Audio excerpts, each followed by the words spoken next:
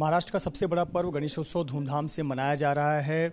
पूरे महाराष्ट्र में घर घर में गणपति बप्पा की रौनक देखने को मिल रही है। नेताओं के, सेलिब्रिटीज़ के घर पर भी गणपति बप्पा आते हैं।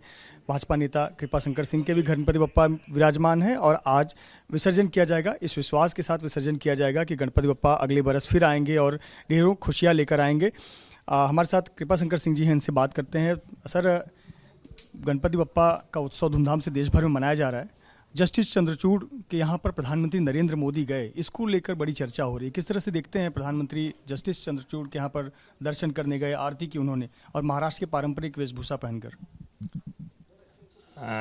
सर्वमान्य लोकमान्य तिलक ने एक परंपरा भगवान गणेश की गणेश चतुर्थी से अनंत चतुर्दशी तक ये पूजा शुरू करी और उसका एक ही उद्देश्य था कि हम लोग एक दूसरे से मिलें, हम लोग एक दूसरे से बात करें, और यही उद्देश्य है।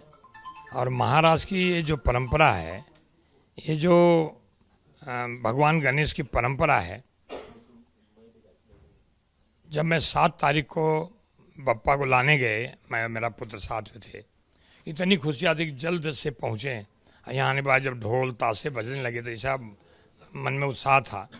अब आज बप्पा को जाने के टाइम सवेरे से लग रहा है कि अरे आज बप्पा चले जाएंगे, आज बप्पा चले जाएंगे, लेकिन इतना मालूम बप्पा गांव जाते हैं, गांव का भी कल्याण होना चाहिए और भरोसा है कि अगले बरस जल्दी आएंगे। भले हम कहते हैं कि गणपति बप्पा मोरिया, मंगल मूर्ति मोरिया, अगली बरस तू जल्दी आ। तो हमको जल्दबाजी होती है, लेकिन एक बरस कैसे निकल जाता है।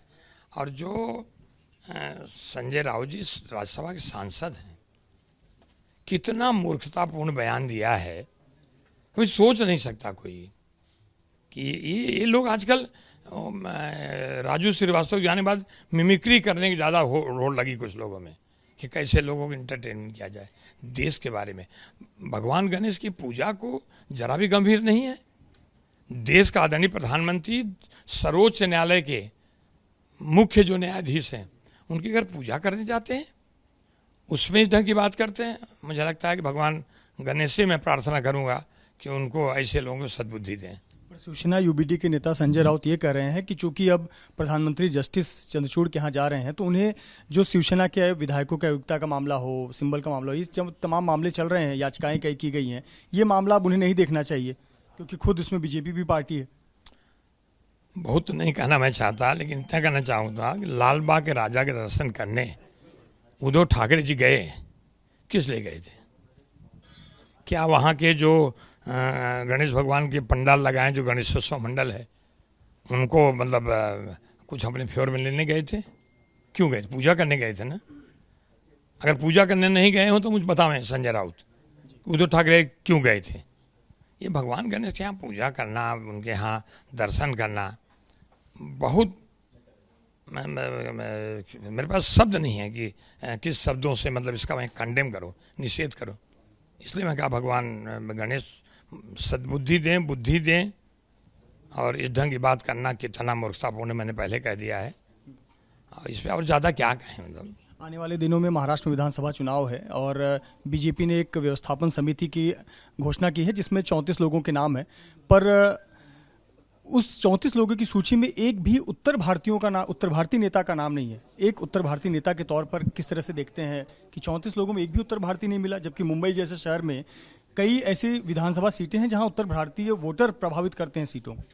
288 विधानसभा है। भारतीय जनता पार्टी कितनी सीट लड़ेगी वो तो अलग बात है, लेकिन 288 जगह पे भारतीय जनता पार्टी के कार्यकर्ता, उनकी जवाबदारी होगी। अभी जैसे मुझे ही अभी 16 तारीख को जो प्रवासी भारतीय का मतलब यह है कि जो भारतीय जनता पार्टी के लोग हैं, दूसरे प्रदेश से दिया है। हमारे संजय उपाध्याय जी हैं, वो मतलब मुंबई के महामंत्री, उनको बहुत सारे काम दिए गए हैं। बहुत सारे उत्तर भारतीय प्रवक्ता हैं।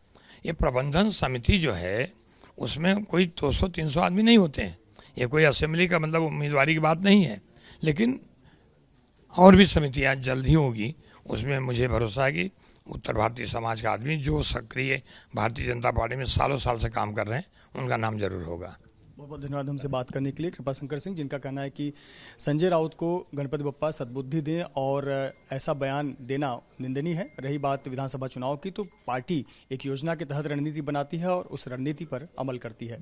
कैमरामैन धर्मेंद्र पांडे के साथ Mrityunjay Singh, ABP news, Mumbai. For exclusive and insightful videos, subscribe to our new channel ABP Live Premium.